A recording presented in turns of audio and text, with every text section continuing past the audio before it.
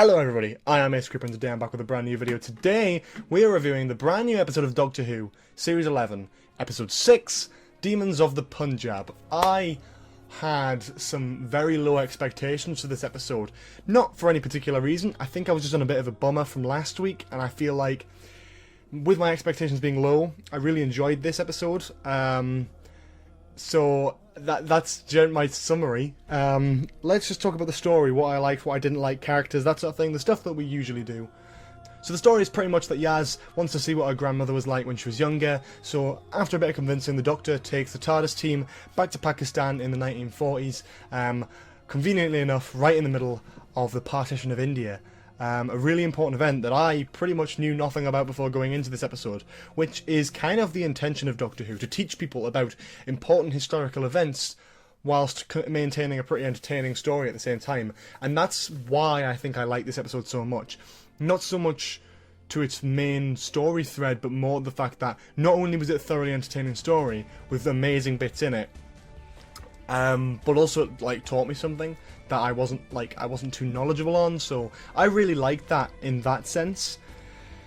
Talking more specifics though, so yeah, it turns out that that's happening. Yaz and the TARDIS team find out that Yaz's grandma is getting married to a different man the next day, and they're wondering how, why. This is not Yaz's granddad. This could be going wrong, and something might be happening. And if something does go wrong, then Yaz could be wiped from existence. There's some demons stalking the land who turn out to be some alien assassins, who are eventually turn out to be people who just watch over the dying and, you know, pay their respects to the dead, which I think was so fitting. Given that this episode was aired on Remembrance Sunday, November the 11th, 2018, is a really, really touching thing to have. I mean, it wasn't too obvious, but I think it was a nice, subtle thing that maybe they knew about this, because there was a rumour that Episode 6 and Episode 9 were swapped round, so I think this was probably why they were swapped round. You know, there probably are other reasons as well, but the fact that you have an episode that includes the main monsters, or aliens, whatever you want to call them, who are primarily designed to watch over and respect the dead, clearly showing them in a battlefield with a soldier doing the same thing. And I think to air that on Remembrance Sunday is such a very clever and important thing to do, because it makes you think. And I think for those of us who are thinking about the wonderful people who went off to fight for our countries 100 years ago now, it's important at the end of today to look at this episode and go, oh yeah, it's not just some fun space romp, it is actually kind of connected. Even though you can watch this episode without any context of a day, I think it works in the sense that it was slotted onto this day, and I really do quite like that. So yeah, that's the basic element of what I'm getting at there with the whole remembrance thing. But anyway, yeah, let's just talk about characters, let's talk about best bits and that sort of thing. So the 13th Doctor. Yes, I'm so happy this episode, because the 13th Doctor kind of came into her own a little bit more, and I keep saying that every episode. I'm really wanting to see loads more from the 13th Doctor. At least I was at the beginning of the series, and I'm feeling like, oh, we're going to see more, we're going to see more. I think this episode, she's not discovering who she is anymore. She is the Doctor, you know? And the key examples of this are when she's doing the wedding ceremony, and her speech and the way she's smiling to herself is like, oh yeah, this is great, is very like, it's very doctory in the way of that. It's all about hope, it's all about love, and you are the most important people in the universe, or the world, but it could also be the universe. Very Matt Smith-like, I thought. I mean, it wasn't performed like a parody of Matt Smith, but it was very, I could imagine Matt Smith saying that, so that's, to me, is a good thing, because it feels doctory, and it feels important, and it feels connected. But also as well, there was a scene where she first met these demons, as they were so called, and when she did, she thought they were like killing people and thought they were assassinating people, and she still thought they were evil, and she was angry and she was shouting, and then like she got a sonic and then started nicking all their equipment and then using it against them, and her aggro and her anger and emotion in that scene was so much more than we've seen throughout the series. It shows that now she is more protective of her TARDIS team. She is more protective of the people around her, and she does show more compassion. And that made me really happy because I was actually like, oh, finally we can see the 13th Doctor actually have a bit of an emotional scene where she's like, I will stop you, I will do this, I will do that, etc, etc, etc. Because I had so much of it with the 12th Doctor, because he was so built up on like doing some dramatic speeches, and Jodie's not really had much of that to work from, and now she has, and I think she did a wonderful job. So absolute props to Jodie Whittaker for being great this episode. 13th Doctor, I'm loving it so far. I'm really, really loving it. Companions, thank God we actually got a Yaz focused episode. Everyone's still trying to claim that Yaz was a little bit underdeveloped again. It was a Yaz focused episode. It was focused on Yaz's heritage and all about Yaz. Ryan and Graham were background in this, and I really liked that. They didn't need to be front and centre. You know, Graham got a few little one-liners and that sort of thing. Ryan had a few little moments, but nothing too important. It was all focused around Yaz. None of this would be happening if it wasn't for Yaz suggesting to the Doctors to come back and support them. And I really like that they were just... I like that Mandip Gill was finally put on show to show her acting ability. Her crying at the wedding was like, oh my God, because at the beginning of this episode, Yaz was like, no, get rid of that man, he's not my granddad, I don't want this happening. And now, because she knows this man is going to die, this innocent, wonderful man is going to die, when he's getting married to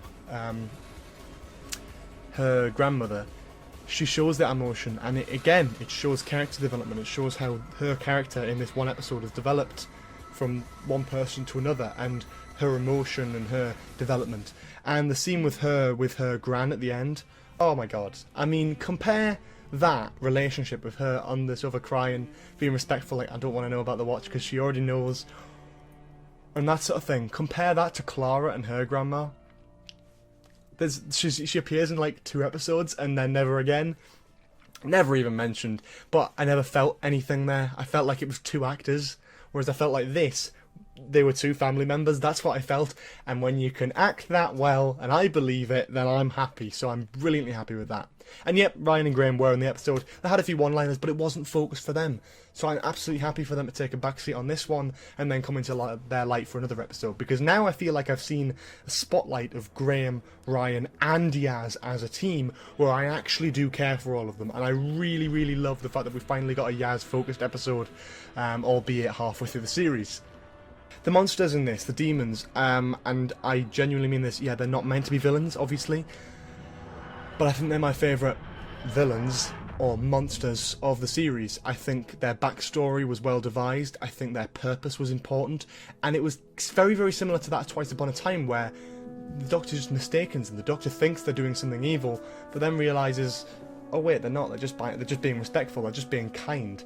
And I thought that was really nice. I thought the way that, the way they seem violent at first, I think the first time we got introduced with them when the Doctor had that thing in her head, and I think the ability of the editing people where they put like some very loud like bass underline on it, some very like whispering noises that really like infected you. And quite honestly, the first time they popped on screen, I was like, whoa, Christ, that is actually quite scary. That actually kind of because it was more of a psychological thing, it freaked me out more than the spiders did in arachnids. And that was just a little bit like, whoa. So a little bit of me is like, oh, I wish the demons were actual monsters that were genuinely scary and they were like this.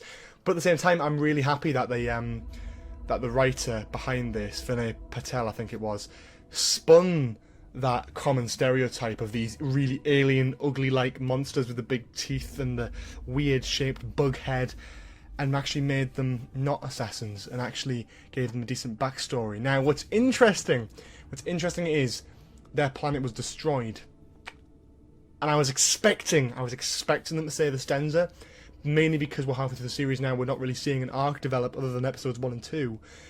I think that would have been a great time to mention the Stenza, and that could have been Chris Chibnall going, yeah, just drop that in there. If your planet's going to get destroyed anyway, that's interesting. So, I don't know, if their planet was destroyed, not like removed at a time like like Journey's End, but like actually destroyed, then that very well could be down to something like the Stenza. And we already know that they take worlds by force, and I think that's setting up something quite nicely. I also like how these weren't a villain that just disappeared at the end and might come back.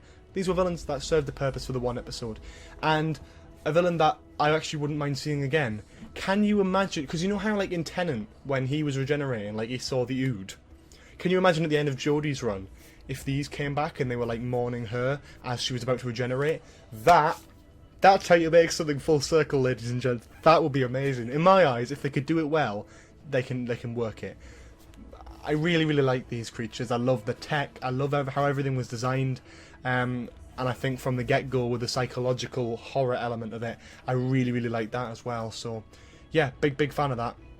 Before we continue any further, I'd like to quickly thank Kingston for sponsoring this video. If you like my live action skits, such as The Woman Who Fell to Earth and The Day the Doctor reviews, then you may not know that these types of videos are only possible down to brands like this. As someone who loves the world of filmmaking, I would never recommend something I didn't genuinely believe in. So after getting used to their newest products to help film future YouTube projects, I can comfortably say if you're a filmmaker just starting out or have prior experience, Kingston's website and products are definitely something to look at. Anyway, continuing on with the video. Side characters and everything, it all fit in with everything. I think just to put it on the whole, all the actors played a brilliant job.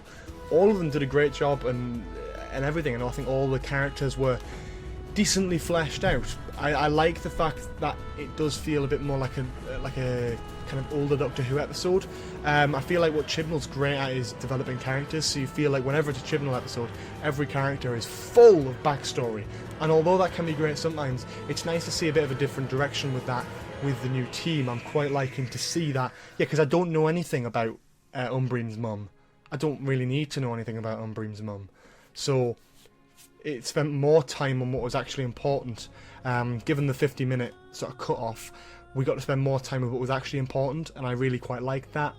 A lot of people are complaining at the end with Yaz and her grandmother that her grandmother will be able to recognise her, you know? You need to think this was years ago, and they appeared for the sake of about 24 hours. Like, I don't remember everyone. And I know it's an important day, and it was a big day and a big thing, but she's probably having other things on her mind then, like her mind cast back to them. Maybe she's tried to forget that time. And then I just look at like Back to the Future, where, you know, Marty spent like 2 weeks trying to get his parents together in high school. They almost became best friends with each other. And then suddenly the parents just don't recognise him at all. Yeah, it's like... it's one of those things, it's like, if you're going to criticise one, you've got to criticise the other. Yes, it doesn't really make much sense. But at the same time, like, it's never done. And if it did... I think it would be a bit weird and forced if the grandma went, wait a minute, I recognise you from somewhere. Like, it just... it wouldn't make too much sense. And I think when you've grown up with someone, you might think, yeah, they remind me of that person. But you would never even think, because obviously the grandmother doesn't know about time travel and obviously doesn't believe that exists, would never make the connection. It's been so many years since, you know, it's been over 50 years. You wouldn't make that connection even still, so I think it's a bit far-fetched to kind of announce that and say that, oh, she'd be able to recognise her. I think that's a little bit far-fetched, and it is definitely excusable, and really didn't stick out to me at all until someone mentioned it in Discord. But yeah, best bits, I love when the 13th Doctor kind of went against the demons. I loved the running away from the ship scene. I think it's a ship or like a little cabin anyway, or whatever it was, running back through the forest when the 13th Doctor was picking up all the stuff. I loved the wedding. I loved the scene where it's like a stag night in a hen do, like a really old one, like where they're sitting around and just talking, and the 13th Doctor's got like her trousers all the way up to her knees like a big kid, and I'm like, I just love that. Yeah, I mean, overall, I was really impressed with pretty much everything that I saw. I think the visuals were beautiful. I think the score was wonderful. One thing I really love about like a show like Westworld, for example, is that depending on where the location is, the music is suited directly to that. And I feel like that's what Sigurd Akinola's doing with this score. You know, when we were in the 50s, we were getting vibes of a kind of like emotional kind of 50s track that fit really well with that. Now we're in Pakistan and India. A really nice blend of very Indian and, you know, that sort of area music. I really quite liked that being the backing track. In regards to that, like referring to where like the location is and using that to shape the music, the 13th Doctor's theme was played as she was running through the woods, but it wasn't just the 13th Doctor's theme. They picked up that motif and did it in the style of traditional Indian music, and I loved it. And you know what else they did that with? They did it with the closing theme for Doctor Who. They did the closing credits. A lot of you probably didn't notice. I didn't at first until it got pointed out that the music that was used over the end credits wasn't just a random Indian track. It was the Doctor Who theme in the style of the Indian track. So an absolutely wonderful piece and a wonderful little nod to the audience. And I didn't even realise it. And I'm absolutely astounded. So it looks like with Suganakanola at the sort of wheel with the music, we're going to get a lot more of these different types of end credits that might have a little bit more importance than just playing a track over the end credits. It's nice to have a proper theme that we saw in like the Ghost Monument and Arachnids and Saranga, but also it's nice to have the occasional different one as well, so it isn't just all the same. I really liked the one that was used in Rosa. I know a lot of people didn't, but I personally quite liked it. I thought it felt quite modern and quite appropriate, given the context of the song. But I think they worked even better here as well, having the actual Doctor Who theme played in that sort of style. Gave me big flashbacks to like Westworld, so yeah, massively impressed with that. I really like the way the TARDIS, what do you call them now? There's got a barrier pillar things, the top of them move up and down with the TARDIS console. And if you noticed that, if you look at that last scene, they definitely do, and I was really interested with that. I had a bit of a down low with episode 5, and I feel like episode 6 has brought me back into it and actually got me excited for the latter half of this series. Kablam looks amazing. I'm loving the look of that creepy robot. Everything about the next episodes gets me really, really excited. And so does episode 8, and I'm sure episode 9 and 10 will be great as well. So I'm very much looking forward to it. It's nice to have a bit of an upbring after a little bit of a downslide from last week, but yeah, thoroughly enjoyed this week. And just to fit it in with my previous reviews, I was feeling a bit of a 7 out of 10, but because I gave Arachnids in the UK a 7 out of 10, and I have to be honest, this is much better than Arachnids in my opinion, so I'm going to give this an 8 out of 10. I hope you agree on that sort of fair opinion. And then yeah, that's pretty much it. Thank you all so much for watching. Thank you so much to Kingston for sponsoring this video. Check their link in the description below. Check out the charity fundraiser donation link, that is also in the description below as well, if you want to donate to this year's wonderful live charity event for young minds. And yeah, Discord server, Patreon, all that lovely stuff is also down in the description. And yeah, I will see you all next time. Have a lovely day. Bye bye.